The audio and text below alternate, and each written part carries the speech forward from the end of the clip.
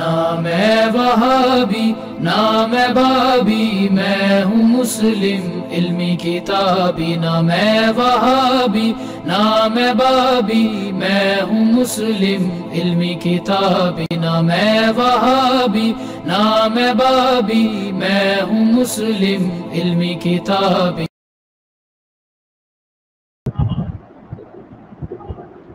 جی علی بھائی، میرے پاس life story session سے لاسٹ کوشچن ہے، اس کے بعد شاہد بھائی انشاءاللہ آپ سے سوال کریں گے۔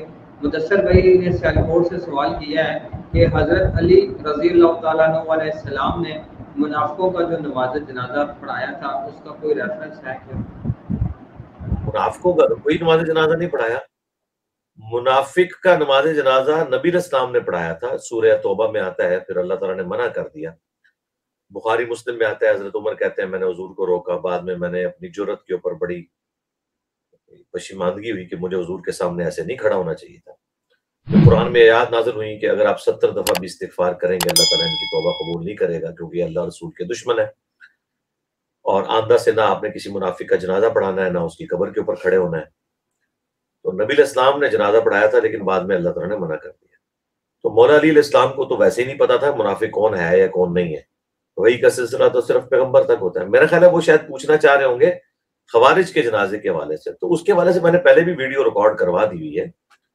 یہ تو اسی طریقے سے ہے کہ 1,24,000 صحابہ ہیں، اور میں آپ سے پوچھوں کہ اس صحابی کا جنازہ ہوا تھا کہ نہیں ہوا تھا، کس نے پڑھایا تھا، تو ٹائم قیامت تک ہے زمین و آسمان کی ساری مخلوقات مل کے ذرا ڈیٹا مجھے پرووائڈ کریں، اللہ یہ کہ اللہ تعالیٰ لوح محفوظ سے بتا دے، ادروائز تو یہ پاسبل نہیں ہے۔ لیکن ہم کیا کہیں گے کہ انڈرسٹوڈ ہے، ایک مسلمان تھا تو اس کا جنازہ ضرور ہوا ہوگا۔ اب جو کہہ رہے ہیں جنازہ نہیں ہوا، دلیل اس نے دینی ہے۔ ہمارا یہ دعویٰ ہے کہ خوارج کو حضرت علی نے مسلمان ٹریٹ کیا ہے، اور جب مسلمان ٹریٹ کیا تو مسلمان کا جنازہ ہوتا ہے۔ یہ تو اصل میں بات ہے۔ جو کہتا ہے نا خوارج کا جنازہ نہیں ہوا، وہ یہ بتائے کہ نہیں ہوا، یہ فلاں جگہ لکھا ہوا ہے صحیح سند کے ساتھ، اور ٹائم قیامت تک ہے۔ جو چیز اپنی اصل میں ہوتی ہے نا، اس نے دلیل نہیں۔ مثلا میں کہتا ہوں کہ نبی علیہ السلام کے پسینے سے خوشبو آتی تھی، تو یہ میرا دعویٰ ہے۔ اگر کوئی کہتا ہے پسینے سے بدبو آتی تھی، اس کو دلیل دینے کی ضرورت نہیں ہے، کیونکہ پسینے میں سے بدبو ہی آتی ہے۔ دلیل میں دوں گا کیونکہ میں روٹین سے ہٹ کے بات کر رہا ہوں، تو میں کہوں گا کہ ہاں بخاری مسلم میں موجود ہے کہ نبی علیہ السلام کے پسینے سے خوشبو آتی تھی۔ جو کہہ رہا نا بدبو آتی تھی، اس نے دلیل نہیں دینی، کیونکہ وہ یہ کہے گا کہ اصل میں تو پسینے سے بدبو ہی آتی ہے، یہ کیسے پاسبل ہے کہ بدبو نہ آئے؟ پیشاب سے کیسے پاسبل ہے کہ بدبو نہ آئے؟ جو شخص یہ دعویٰ کرتا ہے نا کہ پیشاب بدبودار ہوتا ہے، اسے دلیل دینے کی ضرورت نہیں ہے۔ دلیل اس نے دینی ہوگی جو یہ کہے گا کہ پیشاب سے بدبو نہیں آتی۔ جی ہمارا دعویٰ ہے کہ نبی علیہ السلام کے پیشاب سے بدبو نہیں آتی تھی، اور اس پہ میں نے حدیث بھی پیش کی تھی ابو داؤد سے اور المعجم الکبیر طبرانی سے، کہ غلطی سے حضور کی لونڈی نے وہ پیشاب حضور کا پی لیا تھا، وہ جو سردیوں میں آپ ایک پیالے میں لکڑی کے پیشاب کرتے تھے، تو بدبو آتی تو کبھی نہ پیتی، اسے تو پتہ ہی نہیں تھا۔ حضور نے پوچھا وہ کدھر، ان کا میں نے تو پی لیا، اور نبی علیہ السلام فرمایا تم نے اپنے اور جہنم کے درمیان ایک آڑ قائم کر لی۔ یہ مجموع الزوائد میں بھی روایت ہے، امام حسمی نے اسے صحیح کہا۔ اور اس کا وہ رزلٹ نہیں جو خادم رضوی صاحب نکالتے تھے کہ بھی نعوذ باللہ نبی علیہ السلام یہ کرواتے تھے، وہ ایک حادثہ تھا، دیٹس آل۔ آپ نے کبھی نہیں لوگوں سے کہا کہ آپ یہ کام کرو۔ اس طرح روٹین میں یہ بات ہے کہ ہر مسلمان کا جنازہ ہوتا ہے۔ اب شہید کی ایک ایکسیپشن ہے، وہ ظاہر کیٹاسٹرافک کنڈیشن ہے۔ جو کہتا ہے نا کہ نہیں مسلمان کا جنازہ ہوتا، دلیل اس نے دینی ہے، یا وہ اس مسلمان کو کافر اور منافق ثابت کرتے ہیں۔ تو آئے مولا علی سے پوچھ لیتے ہیں کہ خوارج کیا ہے۔ المصنف ابن ابی شیبہ میں موجود ہے خوارج کے بارے میں پورا چیپٹر، سنن کبریٰ البیہقی کے اندر موجود ہے خوارج سے متعلق روایتیں۔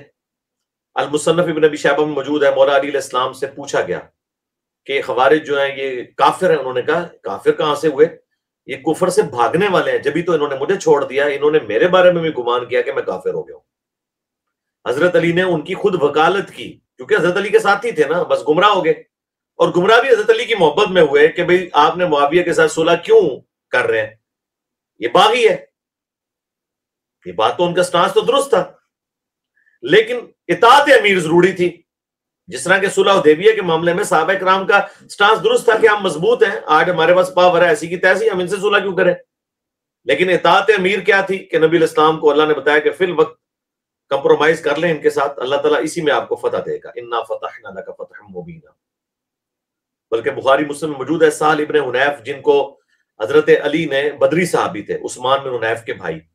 بخاری مسلم میں آتا ہے سہل ابن حنیف جنہیں حضرت علی نے معزول کر کے حضرت معاویہ کو, ان کو گورنر شام لگایا تھا, اور حضرت معاویہ نے بغاوت کر دی تھی اور نہیں مانا تھا خلیفہ راشد کا فیصلہ.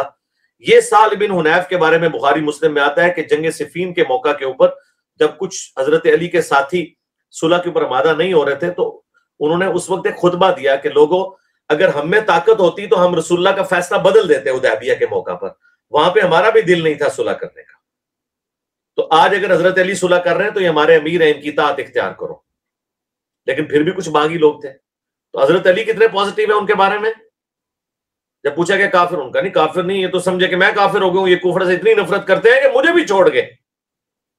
پھر پوچھا گیا یہ منافق ہے, انہوں نے کہا منافق کیسے ہو سکتے ہیں, قرآن تو کہتا ہے منافق اللہ کا ذکر بڑا تھوڑا کرتے ہیں, یہ تو اتنی لمبی نمازیں پڑھتے ہیں. بلکہ بخاری مسلم میں ہے کہ اے علی تم ان کی نمازوں کے اوپر رشک کرو گے, لیکن دین سے وہ ایسے نکل چکے ہوں گے جس طرح تیر اپنے شکار سے نکل جاتا ہے. اس کے باوجود کہ نبی علیہ السلام نے اتنی سخت پریڈکشن فرمائی, مسند احمد میں الفاظ ہیں کہ دوزخ کے کتے ہیں یہ, پھر بھی حضرت علی نے ان کو نہ تو دوزخی کہا, نہ ان کو کافر کہا, نہ منافق کہا. پھر پوچھا گیا جب وہ کافر بھی نہیں منافق بھی نہیں تو کیا ہے, تو انہوں نے کہا یہ قوم ہے جس نے ہم سے بغاوت کی ہے. یعنی ہماری اہل قبلہ اہل کلمہ ہیں, نبی علیہ السلام کو مانتے ہیں, قرآن کو مانتے ہیں, آخرت کو مانتے ہیں, صرف ہم سے باغی ہوئے ہیں. اور باغی صرف خوارج تو نہیں ہوئے تھے, باغی تو حضرت معاویہ بھی ہوئے تھے. بخاری میں الفاظ ہیں عمار کو ایک باغی جماعت قتل کرے گی, عمار انہیں اللہ اور جنت کی طرف بلائے گا, وہ جماعت جہنم کی طرف بلائے گی. تو حضرت معاویہ کی جو پارٹی ہے بنو امیہ یا اہل شام, صفین کے موقع پر وہ بھی جہنم کی طرف بلا رہے تھے اور بغاوت کر رہے تھے. اگر نہروان کے موقع پر خوارج یہ کام کر رہے تھے تو اہل صفین بھی یہی کر رہے تھے. رہ گئے اہل جمل, تو انہوں نے تو بعد میں توبہ کر لی, سیدہ عائشہ نے بھی, حضرت طلحہ و زبیر نے بھی, وہ ایک معاملہ ڈیفرنٹ ہے. لیکن یہاں پہ خوارج کے بارے میں مولا علی کیا فرما رہے ہیں کہ نہ یہ کافر ہے نہ منافق. تو سر قرآن میں صرف 3 کیٹیگریز بیان ہوئی ہیں, کافر, منافق اور مسلمان. اگر کوئی چوتھی کیٹیگری ہے ٹائم قیامت تک ہے وہ بتانا ہے. اگر میں کہوں کہ کوئی شخص کافر بھی نہیں ہے منافق بھی نہیں ہے تو مجھے اب یہ کہنے کی ضرورت نہیں ہے کہ وہ کیا ہے, مسلمان ہے. اور اگر وہ مسلمان ہے تو مجھے اب یہ بتانے کی ضرورت نہیں ہے کہ اس کے ختنے ہوں گے یا نہیں ہوں گے, وہ نماز پڑھے گا یا نہیں پڑھے گا, وہ مر جائے گا تو اس کا جنازہ پڑھا جائے گا کہ نہیں پڑھا جائے گا. اب جو کوئی کہتا ہے نا کہ کوئی کافر بھی نہ ہو منافق بھی نہ ہو مسلمان لیکن اس کا جنازہ نہیں پڑھا جائے گا, اس کے لیے وہ دلیل لے کر ہے. زیادہ آپ لا سکتے ہیں صحیح مسلم سے کہ نبی علیہ السلام نے ایک خودکشی والے کا جنازہ نہیں پڑھا, لیکن آپ نے خود کہا کہ میں نہیں پڑھتا, تم پڑھ لو. صحیح مسلم میں حدیث ہے کہ جو مقروض ہے اس کا ہر گناہ معاف ہو جاتا ہے سوائے, شہید کا ہر گناہ معاف ہو جاتا ہے سوائے قرض کے. اور بخاری مسلم میں ہے کہ مقروض کا جنازہ حضور نہیں پڑھتے تھے جب تک کہ اس کا قرضہ نہ اتارا جائے, اور جب اللہ نے وسعت دی تو پھر حضور خود اس کا قرضہ اتار کے پھر جنازہ پڑھایا کرتے تھے. اور پھر قرآن کی آیت پڑھتے تھے النبی اولی بالمؤمنین من انفسہم وازواجہم امہاتہم, نبی مومنین کی جانوں پر بڑھ کر ان پر حق رکھتے ہیں, اور نبی کی بیویاں امت کی مائیں ہیں. یعنی حضور پھر یہ کہتے تھے کہ جب میری بیویاں اس کی ماں ہیں, میں اس کا روحانی باپ ہوں, تو میں حقدار ہوں کہ اس کا قرضہ اتاروں. آپ کے پیر تو آپ سے لے کے کھاتے ہیں, ہمارا پیر تو اپنے مریدوں کے قرضے بھی خود اتارتا تھا, یہ فرق ہے. تو یہ بالکل واضح ثبوت ہے اس حوالے سے کہ یہ چند ایک جگہ پہ جو وعیدیں آئی ہیں کہ اس کا جنازہ نہیں پڑھنا, اس سے مراد یہ ہے کہ ڈومیننٹ لوگ نہیں پڑھیں گے. یہ نہیں ہے کہ جنازہ ہوگا نہیں. تو جو یہ کہہ رہا ہے نا کہ جنازہ نہیں ہے, تو ہم نے نہیں دلیل پیش کرنی. اس طرح اگر آپ کریں گے تو پھر آپ ہزاروں باتیں نکالیں گے, اور دین کا اصول مبادی اس پہ نہیں ہوتا. دین کا اصول یہ ہوتا ہے کہ جو روٹین سے ہٹ کے بات کرے گا دلیل اس نے دینی ہے. جو روٹین میں بات کر رہا ہے, مثلا روٹین میں یہ بات ہے کہ آنکھیں صرف 180 ڈگری تک دیکھ سکتی ہیں زیادہ سے زیادہ, یا 190 یا 200 ڈگری, اس سے زیادہ نہیں. اب کوئی شخص یہ کہتا ہے کہ نہیں, نبی علیہ السلام کو ان 2 آنکھوں سے پیچھے بھی نظر آتا تھا, تو ہم کہیں گے فزیکل ورلڈ میں تو امپاسبل ہے. وہ کہے گا نہیں نظر آتا ہے. ہم کہتے ہیں یہ کیسے ہو سکتا ہے یار, دلیل دو. وہ کہ نہیں دلیل نہیں, میرا دعویٰ ہے, آپ دلیل دیں کہ حضور کو پیچھے نظر نہیں آتا تھا. ہم کہیں گے یار یہ تو آپ غلط بات کر رہے ہو. پھر دلیل ہے بخاری مسلم میں کہ نبی علیہ السلام نے فرمایا کہ تم نماز کی حالت میں خوشو خضو سے نماز پڑھا کرو, اللہ کی قسم میں تمہیں پیٹھ کے پیچھے بھی دیکھ رہا ہوتا ہوں. تو ہم یہ رسول اللہ کا معجزہ ہے جو ایک عام فزیکل ورلڈ سے ہٹ کے روٹین کی چیز ہے, اس کے لیے دلیل لانی پڑے گی. اسی طریقے سے یہ جو سائے کا اکثر کہتے ہیں جی آپ بتائیں کہ آپ ثابت کریں کہ سایہ تھا. بھئی سایہ تھا کے لیے نہیں ثابت کرنا پڑے گا, وہ تو قرآن کا واضح فتویٰ ہے کہ ہر چیز کا سایہ ہے, اور سایہ بھی اللہ کو سجدہ کرتے ہیں. جو کہہ رہا ہے نا سایہ نہیں تھا, ثبوت اس نے دینا ہے, کیونکہ وہ روٹین سے ہٹ کے چیز ہے. روٹین میں تو سایہ تھا. نبی علیہ السلام کے 2 ہاتھ تھے, ثابت کریں. کوئی ضرورت نہیں ثابت کرنے کے, انسان کے 2 ہاتھ ہوتے ہیں. آپ کے ہاتھ کی 5 انگلیاں تھیں, 4 انگلیاں اور 1 انگوٹھا تھا. بتائیں کہ جس کو ثابت کرے, ثابت کرنے کی ضرورت نہیں ہے. ثابت وہ چیز کی جائے گی جو روٹین سے ہٹ کے ہوگی. جس طرح آپ علیہ السلام کے 2 شانوں کے درمیان مور نبوت تھی, کبوتر کے انڈے کے برابر گوشت کا لوتھڑا بڑا ہوا تھا. اب یہ روٹین سے ہٹ کے چیزیں تو وہ رپورٹ ہوئی ہے حدیث کے اندر. جتنی روٹین سے ہٹ کے چیزیں ہیں وہ رپورٹ ہوئی ہیں. جو روٹین والی چیزیں ہیں ان کو رپورٹ کرنے کی ضرورت ہی نہیں, وہ انڈرسٹوڈ ہوتی ہیں. یعنی اگر میں کہوں کہ آپ مجھے یہ بتائیں کہ نبی علیہ السلام روزانہ ظہر کے وقت وضو کرتے تھے, اور نبی علیہ السلام کی 63 سال کی زندگی میں آپ وہ وضو کی حدیثیں بتائیں کہ آپ فلاں تاریخ کو فلاں دن اٹھے اور آپ نے ظہر سے پہلے وضو کیا. ہم کہیں گے یار اس طرح تو نہیں دکھایا جائے گا, آپ بتاؤ کہ بغیر وضو کے نماز پڑھی.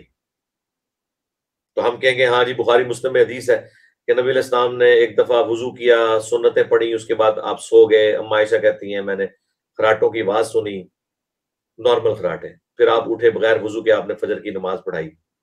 تو میں نے بعد میں پوچھا تو آپ نے فرمایا کہ ہم انبیاء کی صرف آنکھیں سوتی ہیں, دل جاگتا رہتا ہے. لیکن اگر یہ عام حالت ہوتی تو ہم کہتے کہ یہ تو بغیر وضو کے پڑھ لی, لیکن نبی علیہ السلام نے اسے کلیریفائی کیا کیونکہ آپ نے روٹین سے ہٹ کے کام کیا. صحابہ کو نظر آیا, انہوں نے حضور سے پوچھا, کیونکہ اس زمانے میں 295C نہیں ہوتی تھی. اس زمانے میں سوال پوچھنا گستاخی نہیں ہوتا تھا, اس سے مسائل کلیئر ہوتے تھے. کیونکہ اما عائشہ نے ایک روٹین سے ہٹ کے دیکھا بھی حضور سو گئے ہیں, میں خراٹوں کی آواز سن رہی ہوں, وضو کیوں نہیں کیا؟ آگے سے حضور نے یہ تو نہیں کہا کہ بھئی تم ثابت کرو, آپ نے کلیئر کر دیا کہ بھئی انبیاء کا صرف آنکھیں سوتی ہیں, دل جاگتا رہتا ہے. اس لیے انبیاء کو پتا ہوتا ہے کہ ان کا وضو ٹوٹا ہے کہ نہیں ٹوٹا, کیونکہ سونا وضو کو نہیں توڑتا. سونے میں جو غفلت ہے نا, اس کی وجہ سے انسان کو یہ پتہ نہیں لگتا کہ اس کی ہوا خارج نہ ہوگی ہو, اس لیے نیند کے اوپر وضو بتایا گیا. اسی لیے صحیح مسلم میں آتا ہے, صحابہ اکرام کہتے ہیں کہ ہم فجر کے انتظار میں بعض اوقات یوں اونگ رہے ہوتے تھے, لیکن ہم وضو کا اعادہ نہیں کرتے تھے اور نماز پڑھتے تھے.